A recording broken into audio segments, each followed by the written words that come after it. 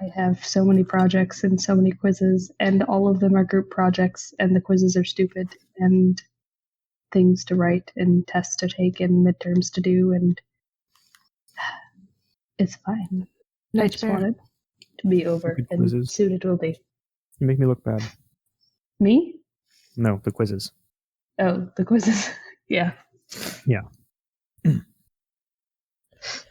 Well, hi everybody.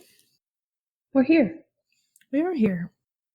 Here, we did it. We've made it back. We scrambled together once again to bring to you another wonderful episode of the Dungeon Dwellers podcast. Which is always a scramble, just so you know. It's numerically the episode 6, but it's listed as episode 5 because we started with episode 0. And I think that that's going to get really confusing the more we do this. But I mean, like, just let them figure it out.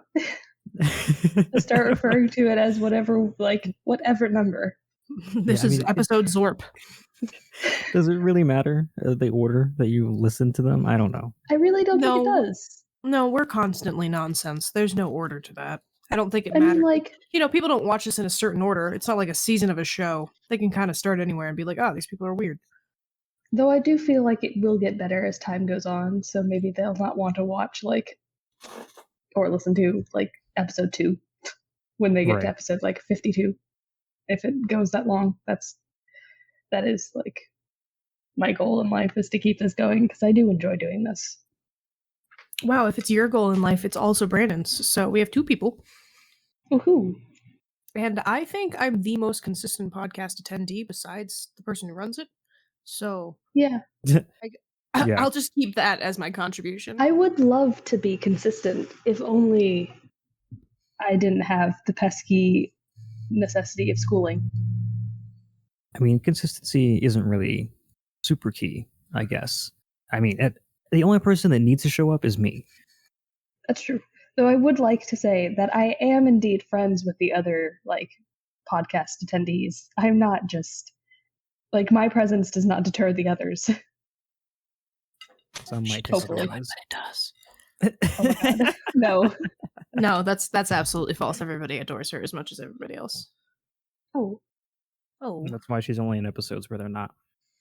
Yeah. yeah. Kind of like that Superman Clark Kent. Have you ever seen them in the same room together?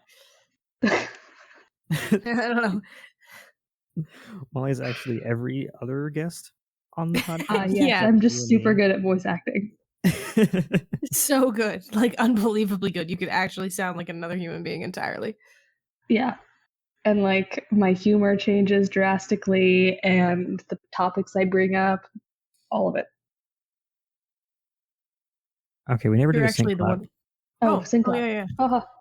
Yeah, so let's just get that out the way real quick, because we are doing the Audacity stuff. Yeah. Okay. 3, 2, 1. I clapped twice because I wasn't sure if one of them was loud enough, but I clapped in sync with Lindsay, so. Well, that works. That gives me 2 options. One of them will work, the other one will not. But that narrows it down a lot. I guess. Right. Does it? I feel like if you only had one option, then it would be even more narrow than having 2. I mean, yes, it's not the most ideal. But regardless, we sort of glossed over our intro because we're wanting to pitch some intro ideas, which I believe Molly had. Yes? Oh, put me on the spot? Wow, okay. Well, I don't know. I just feel like it'd be cool if after, because we kind of shoot the shit before the sync clap, and then the sync clap, and then we're kind of in it. And I thought it would be cool if, as we clapped, it would just kind of, played a little intro, just to kind of know that we're in it now. Is this like a musical jingle, like a button? I mean, it can be. Now. It can be just a pre-recorded, spoken thing. It can be a little jingle. It can be a jingle with funny excerpts from other podcasts. I'm good when it comes to splicing music together. Being a dancer did that. Excerpts from other podcasts. Should it just be now recording? Is that Anybody who's known Craig knows that that's a fucking iconic. It is. We will make it iconic if it isn't already. Yeah, I'm so sorry to the developer of this bot if you didn't want, for some reason, people to know what it sounds like. I don't know why that would be the case, but people will because of us. Because it's scary because when you have him at loud, he's yelling. He's very loud. Yeah, he sounds aggressive. But yeah, I don't know. I just felt like some sort of intro might be nice, might make it feel a little bit more polished. Okay. I'm always down for polish. You can polish and shit. Polish. But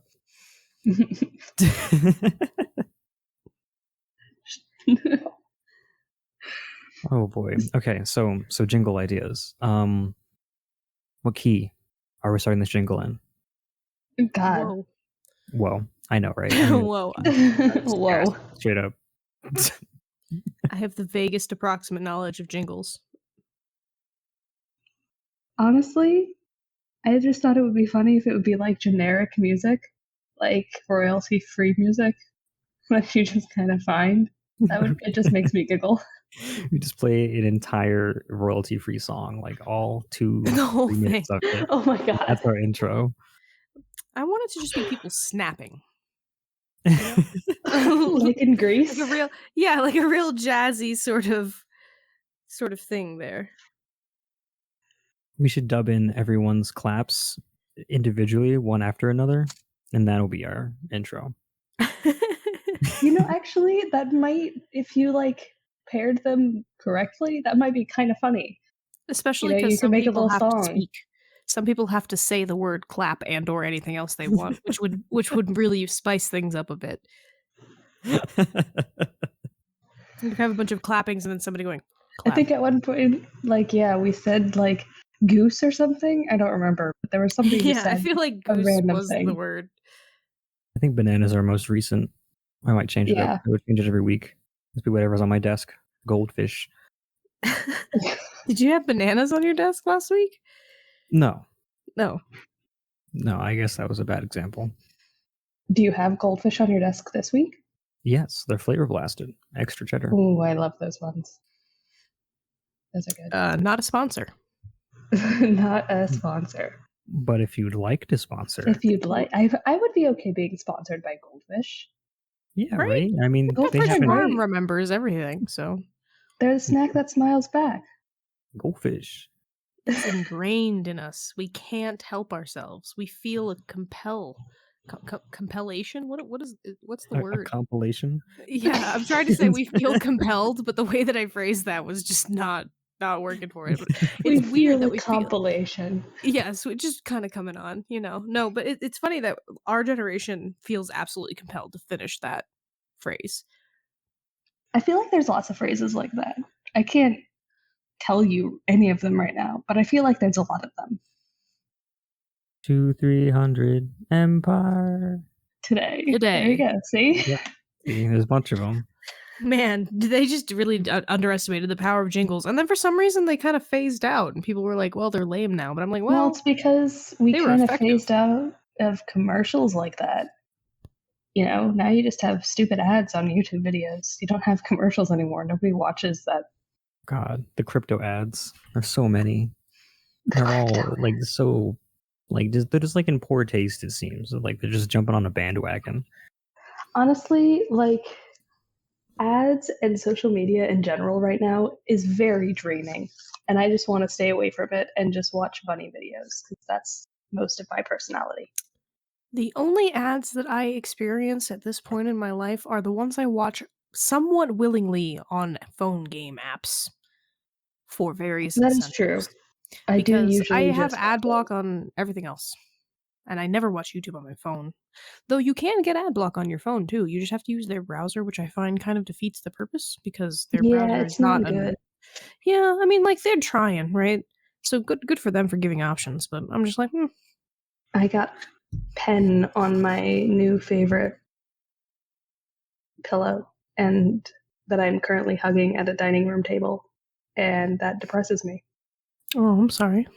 Is this your pitch for the jingle? Yes, just that. That section. We can spice it up. I got pen on my pillow. Pen on my pillow. Immediately started to sing that in my head to the tune of the Grease song. Which Grease song? There's lots of songs in Grease. I got chills. Oh, okay. And they're multiplying. See, I don't know. I feel like it'd be funny to have royalty-free music and random sayings like Lindsay just saying, and they're multiplying in a weirdly quiet voice over this royalty-free music. And then everybody clapping, and then that's the start. That seems like the kind of chaos this podcast needs. Oh you my should just God. make that. Yeah. I will. If not just for us. Don't underestimate me. I will do this. I'll give you the audio files for all those moments. Heck yeah. This is suddenly becoming my spring break project. All right, everyone, we have a jingle next week. Whoa. Oh my God. that's immediately a lot of pressure. And I'm not even the one under it. I'm just recognizing. You know what? I can do it. I have literally nothing to do until, after Monday when I have to go get a passport. You're so much of a better person than I am, because if I had literally nothing to do, I would never accept work. I'm like, this is the time I am doing nothing. It is pre-scheduled. This is my break. Fuck off. Well, here's the thing. I guess good for you. When you have to do nothing alone 24/7 for 7 days straight, and if you don't do something, you will go insane. I guess I would be doing other things, obviously. I have projects I need to work on, and I'd be watching a Netflix show or doing something else. This just feels more productive. Yeah, I'm really good at keeping myself busy, so I feel like I can relate to that, but it's been a long time. I do things in my free time constantly. Yeah. There's never a moment of my free time that I'm like, oh, I wish I had something to do. That just doesn't happen with me. Yeah. But I will say, it took time to get there. And I'm kind of maybe a little manically busy now. But I do get times like you're talking about where I'm like, nah, this is my time off. And you know what I'm going to do? I'm going to watch One Piece and play Final Fantasy XIV for way too many hours in a row.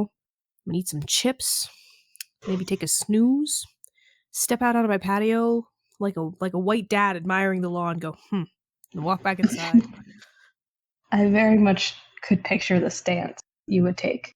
Yeah. It's got that, you know how people make fun of there's a meme of a child's school photo, and he's making that face that all white people give each other when they pass in the hall. I think I know what you're talking about. That little lip, It's not a smile. It's just a little I'm acknowledging your presence. Yeah. With a little weird face. And then hands on the hips. Yeah. I will say masks are a blessing to me in most daily occasions, because I don't have to deal with that. Eye contact is just eye contact that we look away from most of the time. In a small crinkle of the eyes that might be a grimace. Masks have really made social awkwardness way easier to just live with.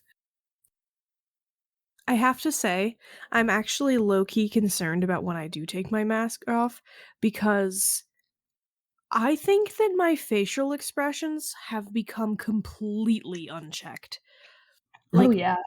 Completely. And I am not the kind of person to just be able to oh, my mask's off, don't do that. I am definitely a habitual human being, and I'm going to be so easy to read in such a personally damaging way for some time when I take the mask off. I realize it as I'm sitting in class that I'm sometimes just sitting there with an awful grimace on my face that would definitely get me some looks if I didn't have a mask on. And it's not because anything is happening, it's just I don't want to be there. And I know that a grimace can be passed off as slightly, amused and an open expression because it looks very similar with a mask on. So I just sit here with a disgusted look on my face that nobody can see. And I'm worried. Yeah. When I take that off, it's gonna still be there. At least you're in school. I'm in customer service. If my face betrays me, that's a problem sometimes. You know, Because sometimes sometimes you're really giving it your all, and you're making a quiet like, ooh, I hate you face. But you can keep the eyes okay. Ooh, buy this shit, you fuck. Ooh. Buy this and get the fuck out. Ooh, you were just rude. Ooh.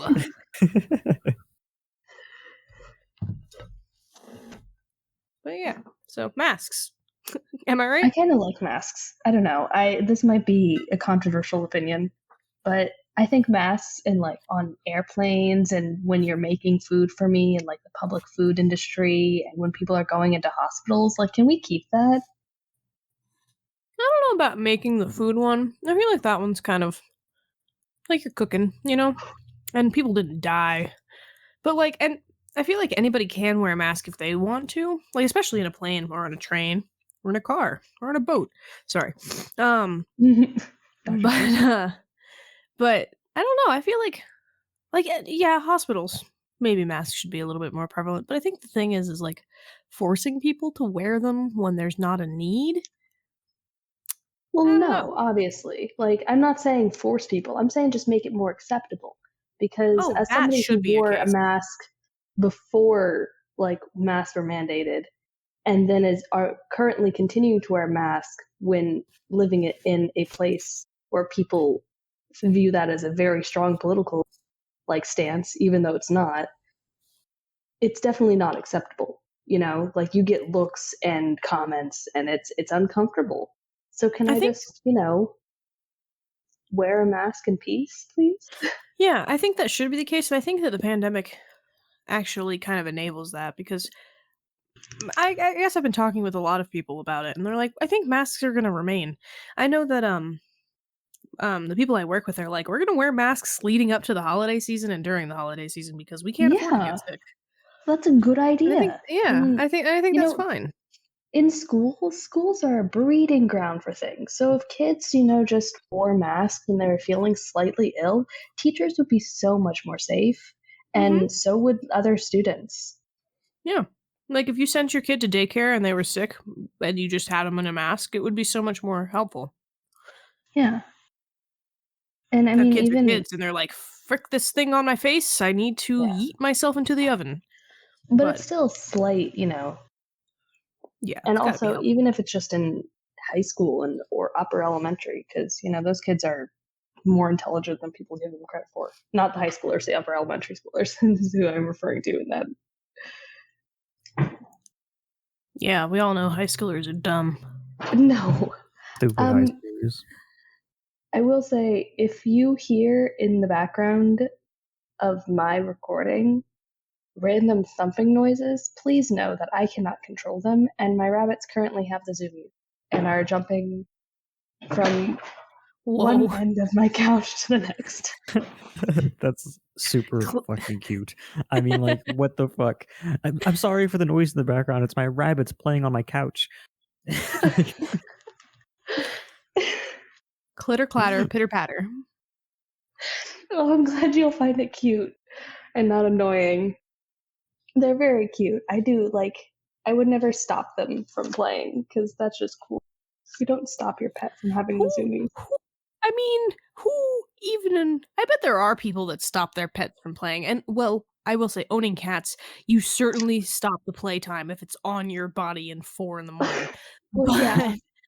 But, like, where it has to be, you know, your own safety. Like, if they stop bothering you, well, okay, how do I put this? If it's like the middle of the day, not causing any damage, and you're just like, no, don't play. Like, you're a heartless person. I don't care if you feel offended by that. Reevaluate your shit. What if they're spilling your Sprite? No, see, that's cruel. And that's harming me. That's not playtime. That's abuse. For added context, our cats spilled Lindsay's Sprite all over She took it very like 5 minutes before we started. I was so sad. I saved it for this. I had pizza. Anybody out there knows Sprite and pizza? They're just a good combination, man. Also, Sprite is not a sponsor. But they could be. Pizza. I mean, pizza, just like a god of pizza, like the ambiguous and completely royalty-free word pizza. Listen, like, we were talking about Squash sponsoring us in this first episode, so I felt the need to say it. I feel like this is just our journey for a sponsor. We're looking for two things right now: a jingle and a sponsor.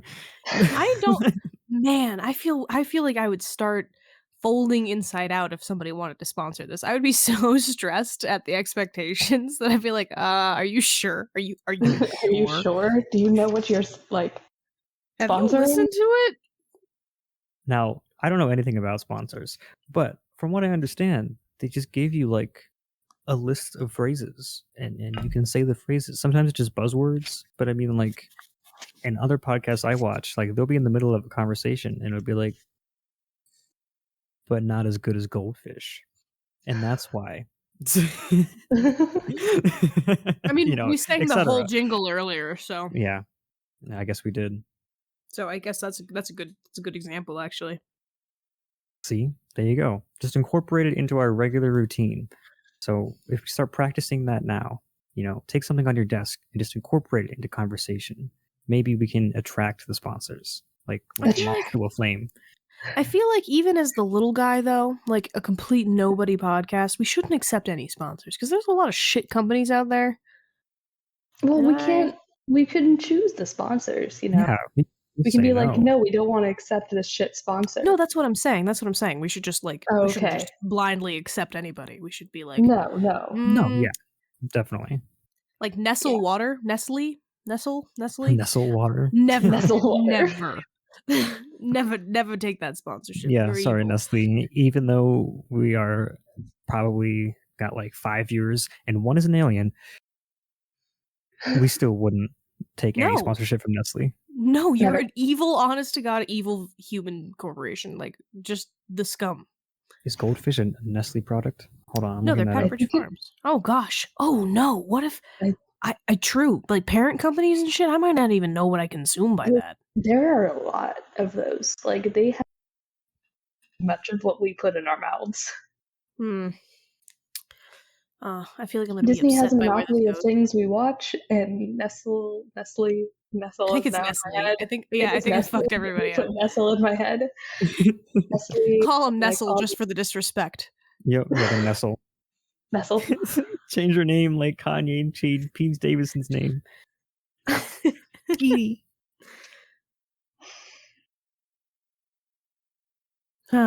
fun fact. Real random.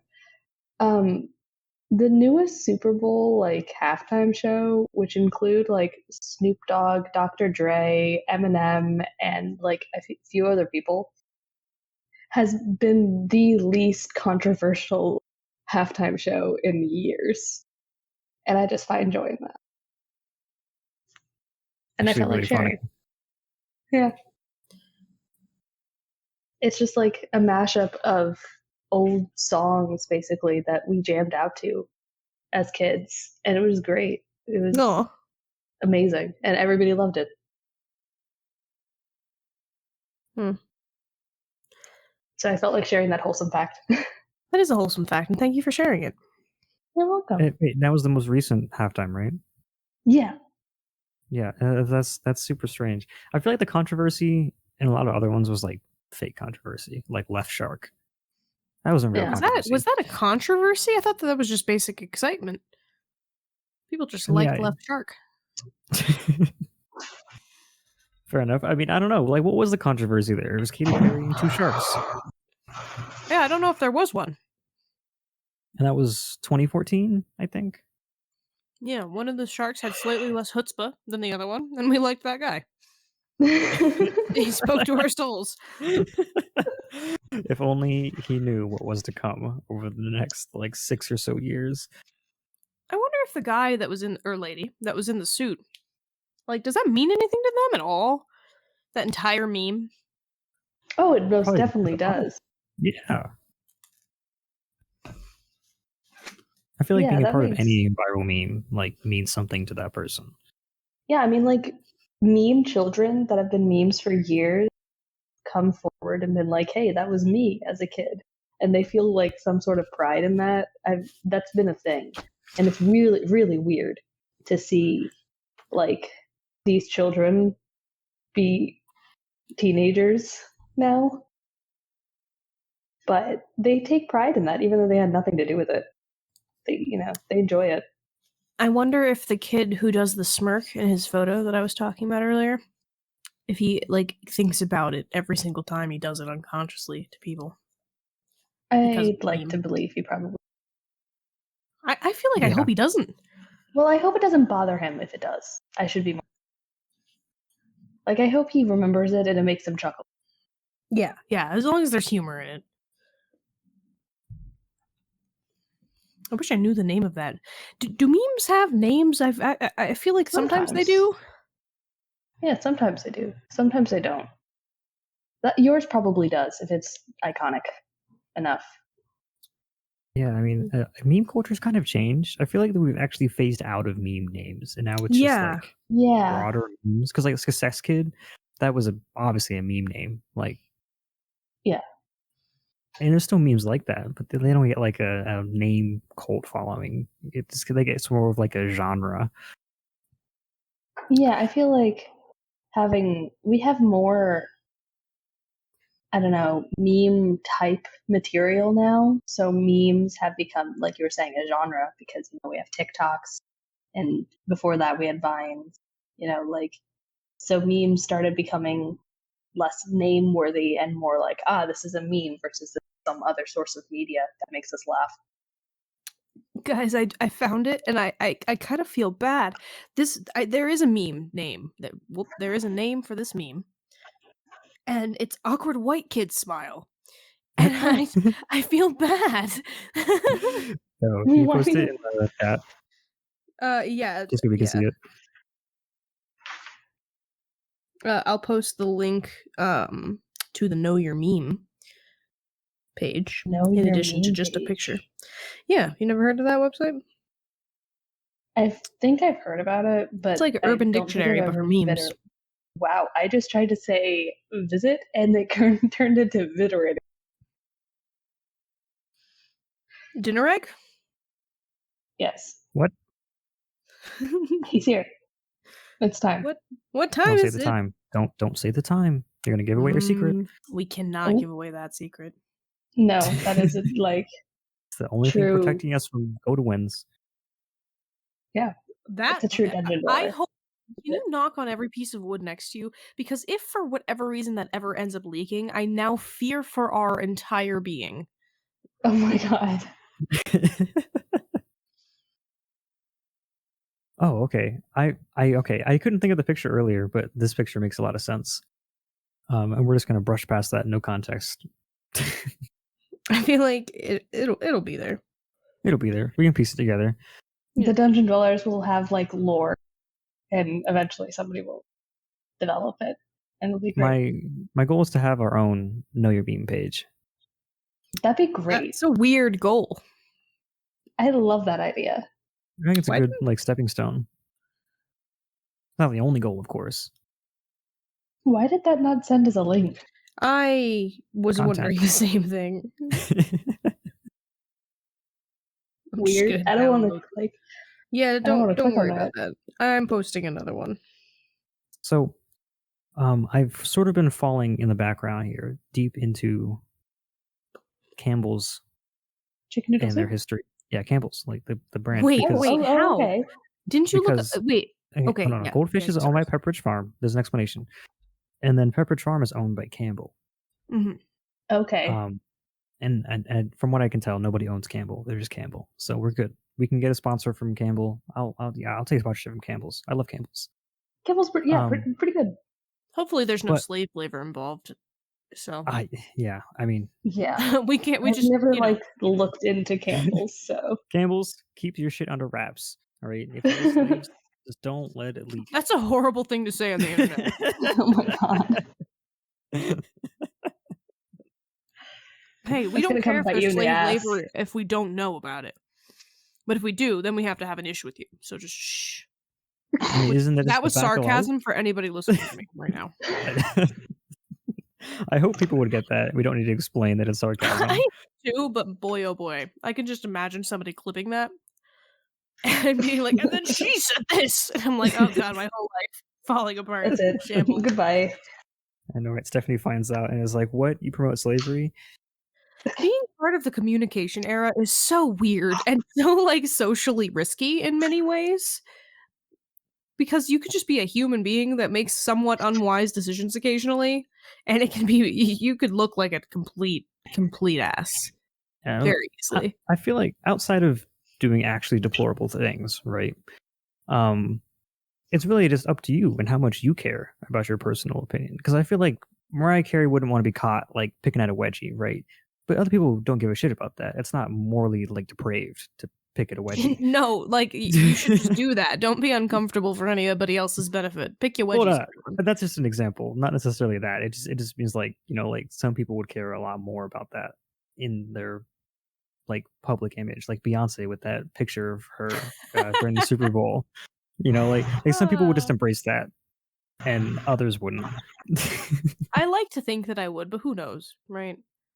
Like I would just learn Photoshop to make myself look stupid, just because you gotta. Wait, right? Anyway, we're getting way off track. We have plenty of stupid fodder already in our clipped, like, stickers that we have.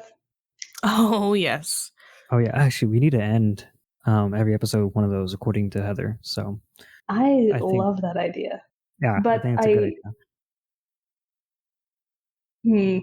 Yeah, look for that in your future. Maybe I'll do an outro. Oh God. But anyway, back to Campbell's. I have to roast them because I'm looking at their slogans over the years. Oh no. And of course, good is their most used, predominantly used slogan. Yeah, nothing wrong with that. Little weak, I guess, but in 1975 they decided that soup is good food. What? I've seen that one. I've seen that. That's hilarious. I mean, like that's objectively true. Yeah, but you can't just state facts as a slogan. I mean, you can. I mean, look, nobody's stopping you. Smells back. In 2005, they changed it to possibilities. What? I remember this. Just what the heck? And I'm only naming a few iterations. We've had about like 8 or 9 iterations since 1935. And I think my favorite one is the current one since 2015. Made for real life. What? I'm sorry. Are you serious? Yes. What? That is their slogan. Is that their current slogan? We're now in a simulation. And they just ran out. They just ran out straight up. They're like, Campbell's became too popular in the simulation. And we don't know what to put on the can. So let's just remind them. Wait, that's their current slogan? That's their current slogan. Big Campbell found out that life was fake. And they were like, fuck, how do we keep selling soup? And disassociate from the fact that life is fake. Made for real life. Made for real life. What the hell? That sounds so suspicious. All right, alien listener. Did you make that? Which is fine. But I know that you might not have the greatest grasp of language for our kind. So that would be my only assumption, because not to really roast them, but what human being that owns and participates in a company would make that a slogan? Honestly, it's the last part that really confuses me. Real life. Like, what? What? What were you trying to imply? Are you meant like it makes my life more real? It's just like an homage to like real cooking with your real mom in the real kitchen making real food? Like what? I think that's probably more likely than anything else. Because I know that as a kid, Campbell's was definitely like you open that chicken noodle soup and that chicken was fake. Like, oh yeah, there's no doubt about it. Well, okay, it's not fake chicken. It's definitely parts of chicken in a chunk. I suppose you are correct. In the most literal of senses. Yeah, I don't know what parts, but parts. Controversial opinion. I didn't like that soup as even a child. Is that controversial? No, I feel like it was weird. Okay, Everybody I've met has eaten that as a thing, so I thought it might be controversial, but I guess we were just really silent about hating it. Yeah, no, I mean the broth is fine, but the noodles were very, very soft. Noodles felt like you put noodle version of hard cotton candy in your mouth. It melted weirdly, but it was also hard and noodly, but you couldn't chew it for very long. No, too mush. And then the chicken, man, I think we've said enough about that. It was chicken parts cubed. The cubed is what got me. And it was clearly pressure mashed into a cube shape. Yeah. Well, don't go too far. I mean, we still are trying to get the sponsor from Campbell. Oh, can I? Then let me. I mean, it was still a staple of my childhood. Not only that, I'm about to completely bring this back because every single cream of is the base for half of all recipes that white folk make, and more ethnicities as well. But it's certainly a white folk staple. In addition to the fact that their chunky line of soups truly delicious, and I think I buy their chili as well because it's really good too. So they make a dang fine soup. Now the standards have risen, and they have risen to them, but their original stuff is that little chicken noodle soup was kind of sketch. Their weird shapes one made it worse. Where they tried the to make stars. It for kids. Yeah. And it was Dora themed. Or I don't know, what else was it? Their tomato soup's fine. Their tomato soup's great with a good grilled chicken. Right? I feel like tomato soup is a staple. Their tomato soup especially. I feel like it's also kind of hard to fuck up tomato soup. Fair. It's tomato soup. I've never been able to just straight up eat tomato soup, but when I have something to dip in, it's great. Yeah, their pub style chicken pot pie soup is really honestly my favorite. I get that at the store almost every time I'm out of it because it's just a quick and easy. I actually don't hate myself after eating this, but I'm really lazy meal. Maybe I should get myself more soups. Yeah. Do it. I mean, if I'm being honest, Campbell's chunky soup is all the soup I ever buy, unless I need a cream of something in order to make a food. And I only get Campbell's for that, too. Take a page out of their 1975 slogan, soup is good food. Soup is good food. They have that right. Honestly, hey, Campbell. Yeah, no, that's good. you should kind of full circle it and just bring that one back, because the one you have now is kind of dystopian and weird. Honestly, soup is it's been around for so long. We've always had soups because soups are hearty meals that can actually sustain you. And soups are just great. Kind of a side effect of cooking things in one pot, which was kind of some historian out there will educate me, but isn't that how we started cooking? The moment we didn't just roast it over an open fire, we put it all in one pot, and there you go, soup. Yeah, I guess so. I can't say I know much about the history of become making me curious, the history of cooking things. Yeah, this is the kind of rabbit holes we do a podcast because of. Yeah, I feel like that. Oh, I have another thing. Remind me of a thing. You just have to say, remember the thing, and I'll remember it. Remember the thing? Not yet. Oh. But I think that would make sense for how we start cooking things. You have a fire, you roast things over it, you suddenly have water and less food to roast over, so you just put the food in the water and boom, you have a soup. Right. And even with the invention of the pot, which was probably before plates, right? You have one pot. Then you put things in a pot and they get liquidy. And maybe that's you more put of a things stew, in a pot. But easy as that. Well, yeah. I feel like stews came before soups. Yeah, almost certainly. Well, I guess how do we define stew? What's stew versus soup? This is critical. I think stews are thicker. I agree, but they require flour. Yeah. Oh no, grain that's was actually one of the not first... true. Oh. Get ready for this. I don't know how it answers any questions. It might. Soup is any combination of ingredients cooked in liquid. Stew is any dish that's prepared by stewing, which means submerging the ingredients with just enough liquid to cook them at a simmer and covered for a long time. This is according to Pillsbury.com. Yeah, apparently Perhaps stews contain less is liquid. Yeah, that makes sense. That kind of does make sense. And it would make sense that we did stews first because, like the liquid is the water and water is a precious commodity. So, we do Google is my first. friend. Which came first? The chicken or the egg? Does anyone else hear Lindsay's mic like pop when she talks? Slightly. Occasionally. Could you try like unplugging your Scarlett and just put it back in? The whole Scarlett? That might be a second. Oh, just like the USB. But yeah. One moment. Let's give it a restart. Redo. Do do do do. Mana. Do do do do. That's now stuck in every listener's head. Oh yeah. That was my secret plot. Now you won't forget it for the next 5 hours. I'm back. At least those who know. That did help. That did, yeah, I fixed it. Oh, well, that's good. Yeah. Software, sometimes it just acts up. Oh, my recording stopped. Continue recording. Oh, no. That's okay. It just stopped when I unplugged it and it started again. Oh.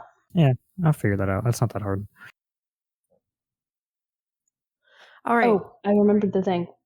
If we are moving on from a topic. If not, oh no, you were looking up if stews or soups came first. Yeah, so this is a really crazy rabbit hole. I'm not sure we can address this conversation because primordial question. Yeah, so some people say, according to NPR.org, which take every single source with a grain of salt. Everyone, even your most trusted sources, because humans were born with critical thinking for a reason. Soup is around 25,000 years old. But the verb for stew came before the noun for stew, because to stew was a deliberate slow cook. So are we talking in the Western world only and English only? Where are we that's talking who writes here? history most commonly, so I'm going to say it's safe to assume that this was history we have access to. Yeah, that's what I mean. So I feel like places China. Okay, how about this? It's very French oriented in conversation. I keep hearing a lot of references to France and Paris and just French cuisine and things like that. However, if clicking on the NPR article particularly that I was reading, nope, that's not the right one. Where is it? Apparently a very difficult question to answer. I'm also looking into it. Yeah, I know that ancient China had porridge, which is kind of that's a different topic altogether, and porridge is more congee and stuff. That's more considered a porridge than a stew. And they certainly had broths. I mean, so many different types of broths from that culture. Yeah. So, and I know that's pretty ancient. Oh, here we are. They found a 20,000-year-old pottery from a cave in China. Hell yeah! Look at me knowing my history, all paying off. China's such an old civilization. I feel like if you were on what's that millionaire show? Who Wants to Be a Millionaire? It would just be a safe bet for anything really old because they've been around so long compared to many other cultures. I love China's history. China's amazing. I love it's one of my favorites. If I ever became a true historian, that would be my specialty. Yeah, what a rich culture with a genuinely, objectively unfortunate current regime. I think a really good place to start with Chinese history. It's kind of a weird spot, but the first and only the first Ip Man movie. That movie's pretty good. What? Because I think it's a good it's a palatable and palpable intro into a part of Chinese history, not necessarily significant part of Chinese history, because I mean there's a lot of Chinese history, but I think it's a really good like spot to start. It's a shame we don't have anybody Chinese in our immediate circle so that we could be like, hey, is that right? Do you agree with that? Right. Was that sound like horrible of us to say? I will say, like, I've met very Chinese people, which is weird. I feel like that's weird. I'm gonna just throw in another soup fact. Soup fact.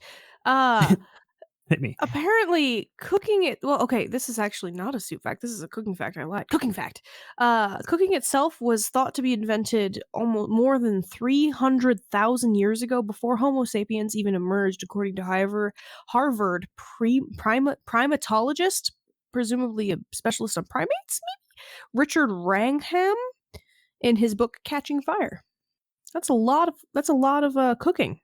Whoa. And then people took time to boil water after that. I don't know if it was a taking time. I feel like You cut out there. You feel like what? Sorry, boiling water was an accident. Oh shit! The fuck? Yeah, and apparently they left it by the fire, and it was like, oh. Yeah, apparently East Asia people started to boil things. Yeah, I 100% believe that. That makes complete sense.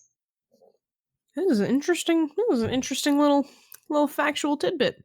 Yo, I want to have some monkey cuisine, like 300,000-year-old primate. Oh yeah, like they're cooking, like the best primate chef. What were they making? Not very good. It's probably shit. Roasted like meat. Some high rule like shit kebab. Yeah, like no seasoning, just cooking it, like in the barest sense of the word. Yeah, they probably tossed like a primeval version of a yam into the fire, and then we're like, tasty. Yeah, like maybe they like wrapped it up in a banana leaf and put it near a volcano. You know, I'd love to imagine that as the beginning of cooking. I like to imagine that like there was a spark of genius intelligence. I feel mean, like wouldn't that be sick? Yeah, this is my favorite thing. Because the thing is, I wouldn't put it past the beginning of the human race to do some stupid shit like that. Like, I'm going to link this NPR article because it's kind of actually interesting. Not to be reading while we're podcasting, but I keep looking over it and I'm like, whoa. No, I think it gives a good like reference, because then we can all talk about the same thing. So I think this is a smarter way to go about it overall. Yeah, completely contextless. There's a line in here that says, if Neanderthals were boiling bones to obtain fat, they could have drunk the resulting broth. I feel like they would have. I mean, yeah, what? Right? It smells good. It smells good. Hey, you just like dip your finger in it and you're like, oh shit.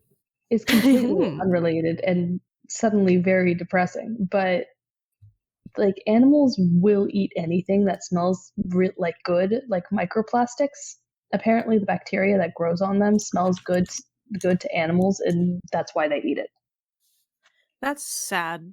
And it's also me. If I were an animal and smelt a Dorito, I would fucking eat the shit out of whatever smelled like a Dorito, you know? Yeah. Like the joke that normal Doritos have more, like, what was it? They have more condensed cheese powder flavor than anybody in the 1700s could ever handle or experience in their lifetime. So they would just go nuts, like a meth head. They would outlaw Doritos as like a new drug because it'd be too flavorful. I wonder because they were more like us than we think. Like you read old history stuff and you're like, oh wow, those people were like making their own memes and like saying Derek was here and I fucked ye mother, like yeah, like they're those people that ended up at the top of that just said this is very high up, that like historians spent a really long time trying to figure out what was up there. It's one of my favorite historical facts. The top of what? Because you did cut out one more time. It was just a ravine. Like it was like the top of I don't know, maybe it was a canyon. I don't remember exactly, but it was the top of something, and it was closed in, so you couldn't come from the top down. So you had to like scale it, and all it said was, "This is very high up." I know that there are probably professionals that study this, but it truly warms my soul to know that, and things like that, because if you think about all that has changed, even within our own tiny lifetimes, let alone the eras that it has been since that person carved that in there, human nature doesn't change too much. Like, we kind of stay the same in our very, very core, and it just makes me happy to know that, like, because people always get so frustrated and nervous. They're like, the kids these days looking at their cell phones, they don't know how to talk to people, and it's like, there are definitely things to consider and risks with how technology develops, and not even just technology, but every single thing about moving through time has risks and payoffs and setbacks. But isn't it so nice to know that humans in our little goofy resilience are just kind of like the same chuckle fucks the whole time? I do like that. I will say it does bring me that we really do just enjoy fucking around. Yeah. And we stumble our way through life no matter what. Yeah, like little goofballs. It's just cute. Right. It does make me like another great human, and no, it's just more of these fucking chuckle funk monkeys. Yeah, that's us. It's us forever, primate brain, like Yeah, right. It's just good to know that my kids, if I ever end up having them, or my sister's kids, if they ever end up having them, anybody's kids. I thought you meant having your sister's kids. I was really confused. No. I'm just saying the kids of the generation following mine and the following theirs, they'll make stupid fucking jokes. And that just fills me with happiness. Like, I hope that I can keep that feeling and not become a crotchety old person, because isn't it so delightful to see, like, fidget spinner memes when they were a thing? And I know it's kind of stupid to listen to your little brother use YouTube lingo, but they're just doing the thing. They're just doing exactly what we're talking about right now. Yeah, I think the most wholesome thing I saw. Oh dear, you're cutting out bad. The last thing we heard is Saw on that one. Why am I cutting out? I have good internet. I don't know. Is your threshold high? Do you have it on automatic? Sorry, what? Do you have your threshold on Discord on automatic? I don't know what that means. 1 second. Yeah, quick troubleshoot. If you go into voice and video in the settings, you can check your threshold, and you should take it off automatic and turn it down just a little bit, because you tend to speak a little quietly. Honestly, I leave it on automatic. I think it works pretty well. Oh. Well, I found that can resolve some issues sometimes, so I guess just mess with it. I'm getting mixed signals. Should I turn automatic off? I think it's not working. Automatically determine input sensitivity is on. Okay, then I guess turn it off and then lower your threshold. That's what I said.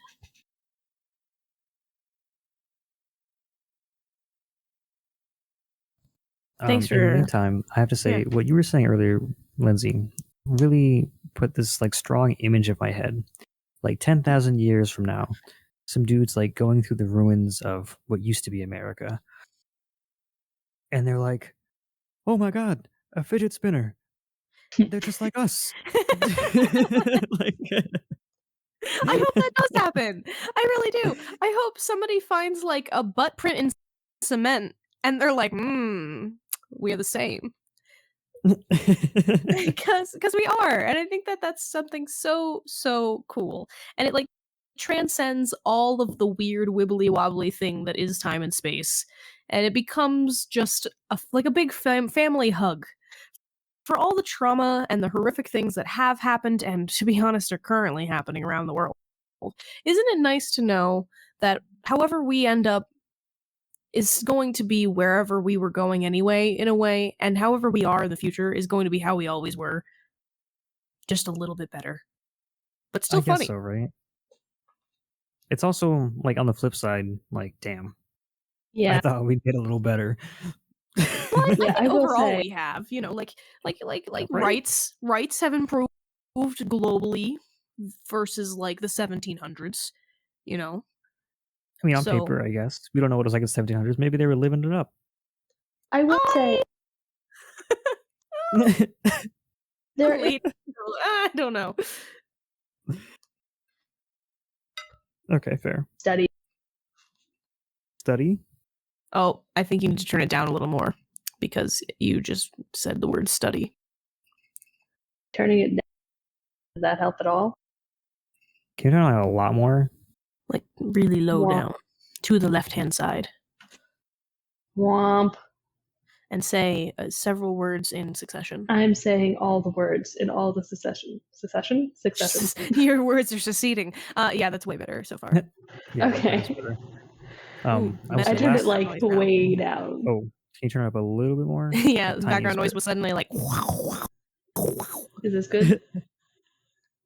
I think that's good. Okay. Good enough. It only happens when you talk. You but will we can hear definitely all of hear. You will definitely hear my rabbits fucking around now, though. That's fine. Sorry. You know, I was really into the podcast until the rabbits started being all cute in the background. Hey, I just couldn't do it. Oh gosh, I hope you're losing that person. I think it's okay to be annoyed by things, but just imagine how cute they are. Come on. They're really cute, guys. Like, they're soft and furry and small and have floppy ears and little wiggle noses. I don't even remember what I was going to say. You're talking about a study. I remember.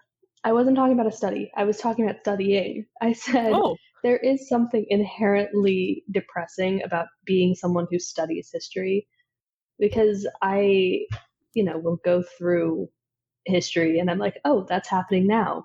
And it's like, whoa, that was thousands of years ago and it's still the same old shit. And you're just watching things unfold in the same way and you know how it's going to end because you've seen it. And that's inherently depressing. But you're right, there are things we've gotten better at.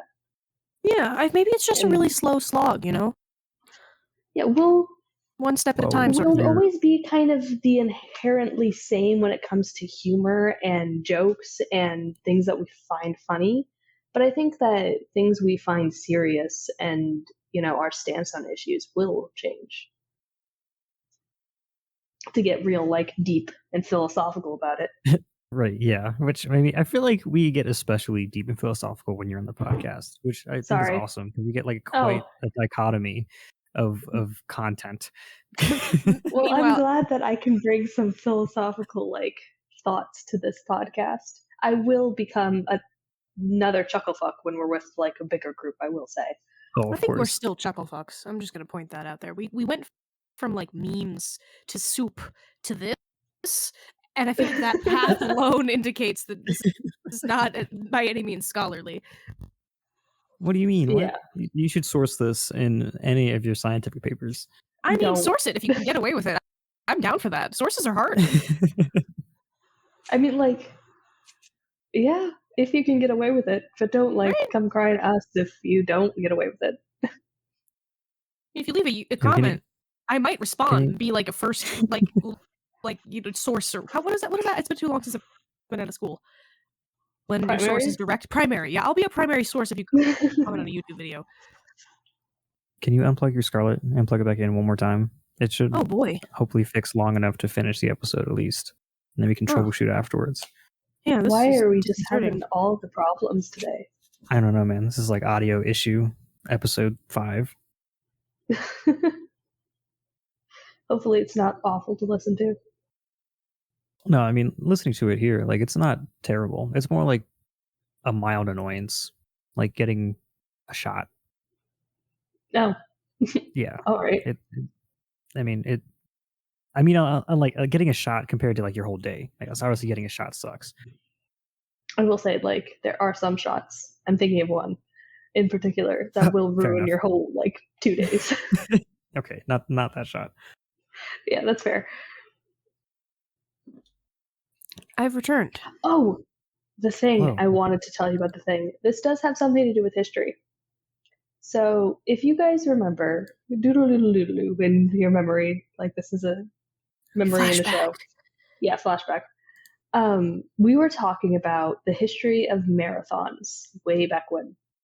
Okay, yeah. 2-3 episodes ago.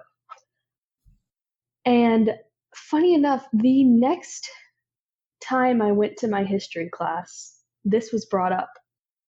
And the guy who like ran and collapsed, that whole thing, that guy was running to announce the end of a war. I forget what war it was. It might have been like the Peloponnesian or the Trojan or like something like that. It was one of the wars. Trojan is more likely because it was a mythological war. But this guy was running to announce the end of it, said, we won, and then collapsed and died. And that was like the whole, and he ran to the city of it's a city that sounds like the word marathon. Wait, you're kidding. This guy was so important. Here's the catch, though. Here's the catch. This was the Greeks, and the Greeks were known to embellish. So the likelihood that this guy actually existed is uncertain. Interesting. But okay. That is where that, belief comes from, that's where the history of the marathon comes from. So I felt like bringing this all back because it became relevant. Hey, I like that. Maybe he just went to bed. Like he was just tired and went to sleep. And they're I'll tell you people about the end of the word. Not world, he war. Ran 12 miles and died. Yeah. I don't know. I don't take me with a grain of salt because was a while ago, so I don't remember the exact details of what he was doing, but that's the gist of it. He was running to tell somebody something grand, and it was a city that sounded like Marathon, and he supposedly collapsed and died after saying it, and he was honored about it. I mean, if anyone wants to fact check us, I usually put a link to a Wikipedia article related to what we were talking about, if there is one. So check that episode, and there's probably a Wikipedia article linking to a marathon. In fact, I know there is because I put it there. Fact check us. Let me know. Was I completely wrong? Or was I did I remember correctly? Because this is a history class I'm currently taking. I don't think I need to remember this fact, but maybe you'll help me study.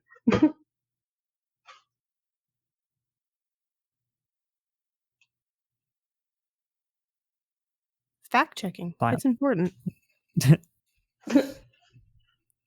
Usually.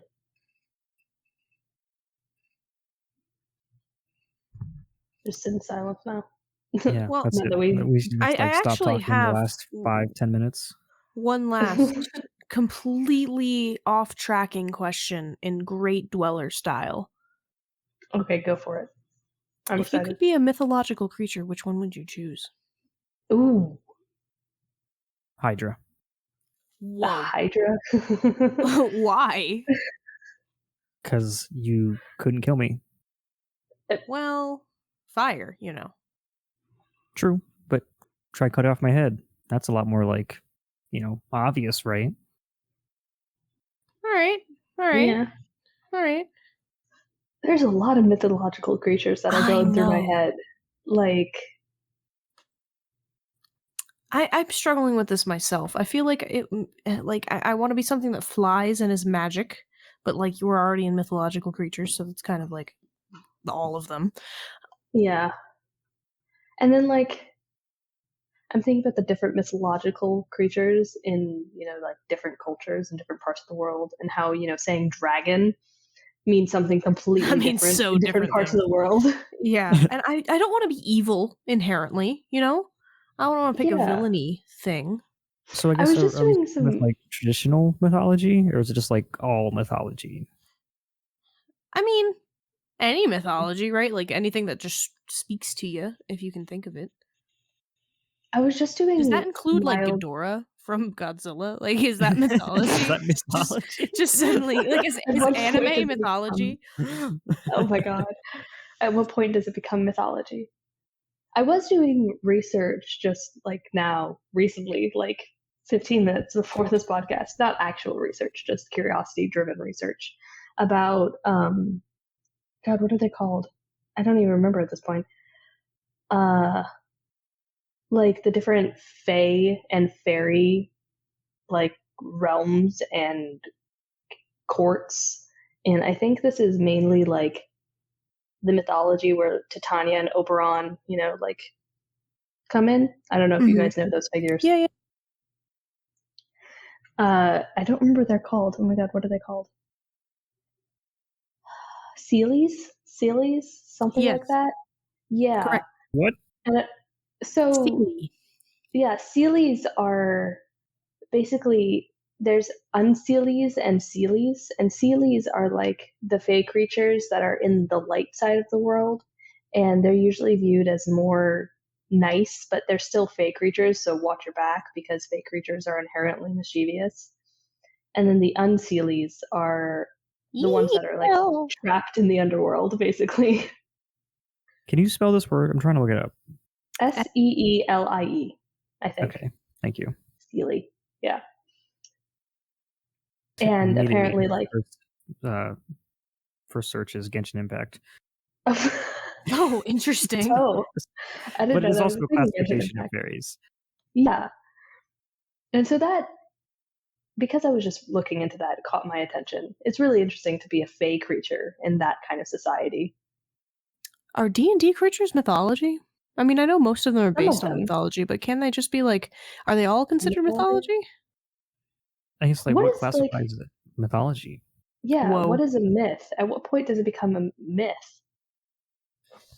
If the Mythbusters have an episode on it. Yes. Define myth. I feel like it's like if enough people believe it actually exists at some point. That's kind of right. So there's two definitions.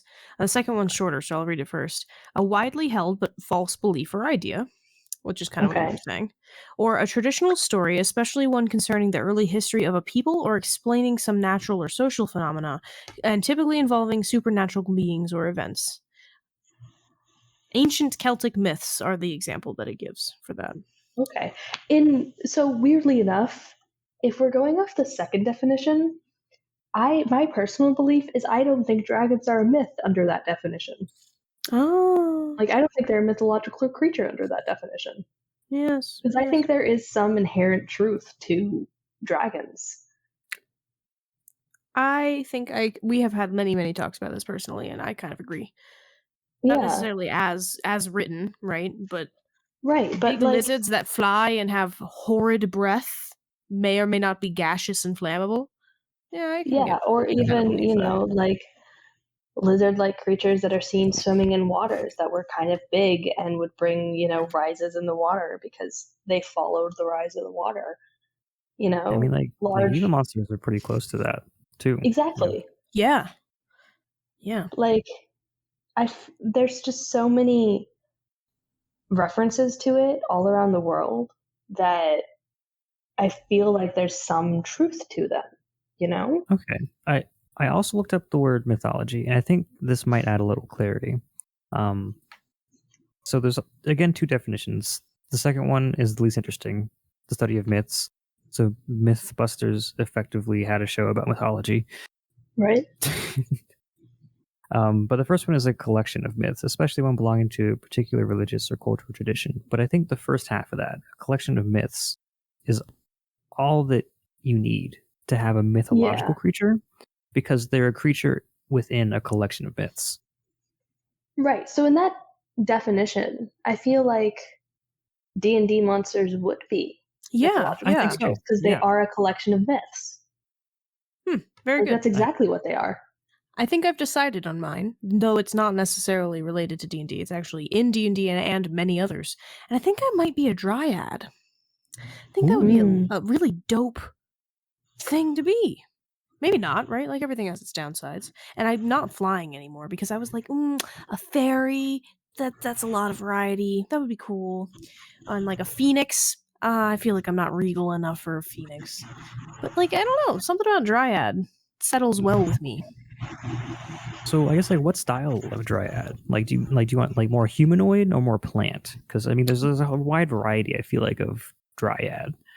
Yes, and I think more humanoid. In fact, my favorite depiction of dryads, and you know this, Brandon, ever in my experience as a human being, is in the game Guild Wars 2, where they're called Sylvari. And I don't know what it is that hits me right about them. but I really, really just enjoy it. They look beautiful. I love the way they integrate the natural look into being humanoid, and but also how being born like a plant is different, and it's a whole different experience and lifestyle, and the way that their culture and community is. I think that's really cool. Be like a little witchy dryad. I like that. I think I'd want to be some sort of shapeshifter of some kind. I think that would suit me. Like a mimic. Whoa. Maybe, I don't know about a mimic. Like but a changeling, something like that. A changeling, or because that's beyond just Dungeons and Dragons. They've been referring to changeling children for a long time. Yeah, but there's also, in other mythologies, these ancient creatures that were able to shapeshift in and out of animal form and human form, angels. and would be able to mimic other humans. You know, angels could do that. Weird. I don't want to be an angel. Yeah. So not that kind of shapeshifter. Do not be afraid. I would be terrified. Have you seen biblical angels? Actually? Yes. They're fucking terrifying. No wonder they don't said be afraid. Your retinas are just being burned, but it's fine. Yeah, I'm just a globe of eyeballs. Don't worry. Okay. But yeah, I think that's kind of why a broad angels stopped topic. being a thing, because they just scared people to death, and they were like, well. Maybe we shouldn't. It was like a fight. We're gonna go to Mars. I love that idea. What if our one alien listener is an angel? I mean, alien is so broad. It could be anything. It could be a mythological creature. I mean, it's alien to us in the sense that it's foreign to us, and we assume that it comes from beyond our planet, which could also mean so many things as well. So, whatever you are, listener, whoever you are, just know that we appreciate you the most. Somehow, some way, somewhere. Number one listener. Number one listener. You're great. I hope you're real. I hope you're out there. I believe it, even.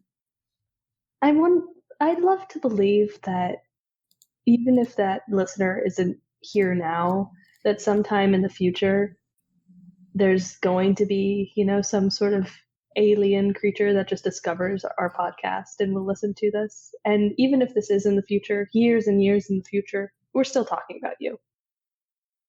Yep, he right listens now. to it and he's like, whoa, they're just like us. Oh, shit. Full circle. All right. Well, I think we've hit our hour mark. And it's getting a little late. So Molly, if you could give us that quote. You can. I mean, we can pick a number. Just I guess. any of them. Or just any of them. Okay. We already did you the pick a number. One. You almost never pick a number. I do almost never pick a number. You're right. For the audience, can you say how many of these quotes there are? We currently have 147 of them. And just to clarify, this is just random sayings of the dwellers that we thought were notable and perhaps hilarious. Goodness, there's so many. I can't look at the. I'm just gonna just pick stop at a certain thing. 97. Shaka when the walls fell. Shaka when the walls fell. Oh my god, I love that. That was not a quote of the dwellers. No, it wasn't. First example. It was just said randomly within us, which is why. It was an inspirational quote. Yeah, that's a Star Trek quote. Yeah. Some of these are bastardizations of quotes, so. Yeah, but watch Star Trek. That's where I'm going to leave it. Yep. Yeah. That's a great spot to leave it at. That's a great spot. All right. Well, thanks for tuning in. Hopefully, Campbell's Shaka when the walls fell doesn't happen, and they do sponsor us.